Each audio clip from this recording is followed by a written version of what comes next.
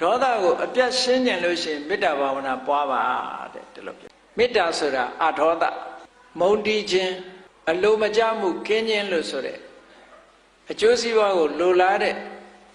မေတ္တာတရားဟာအရောဓအဲ့ဒီအရောဓဆိုတဲ့မေတ္တာတရားသည်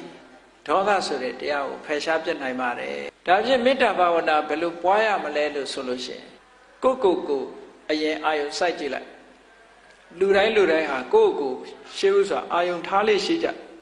ဒါကြောင့်မလို့မေတ္တာပို့တဲ့ထဲမှာအဟံအဝေရောဟောမိငါရန်ကင်းမရစေ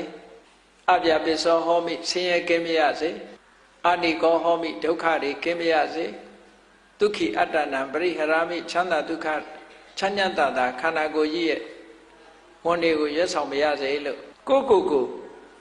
ရှေးဥစွာအာယုံပြုတ်ပြီးတော့ကြည့်လိုက်ပြီးတဲ့အခါ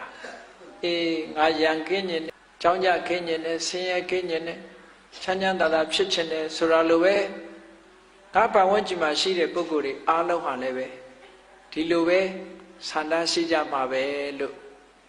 မေတ္တာအခြေပြိုးနိုင်အောင်အာယုံပြုတ်လိုက်တဲ့အခါကိုယ်စိတ်လေးကနုညံ့လာတဲ့အတွက်ကြောင့်အများကျိုးလိုလားတဲ့စိတ်ကလေးပေါ်လာတဲ့အခါမှာအလုံးသတ္တဝါတွေကအစဉ်ပြေကြပါစေချမ်းသာကြပါစေကျမ်းမာကြပါစေဆိုတဲ့ကိုနှစ်သက်တဲ့အသုံးကလေးနဲ့ကိုနှစ်သက်တဲ့အတွေးကလေးနဲ့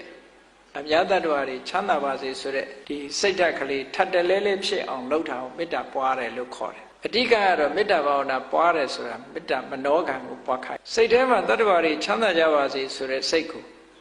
အမြဲတမ်းစင်စစ်မပြတ်မိမိတဏ္ဍာမှာဖြစ်အောင်လုပ်ခြင်းဖြစ်ရှင်တဲ့နှလုံးထဲမှာရှိတဲ့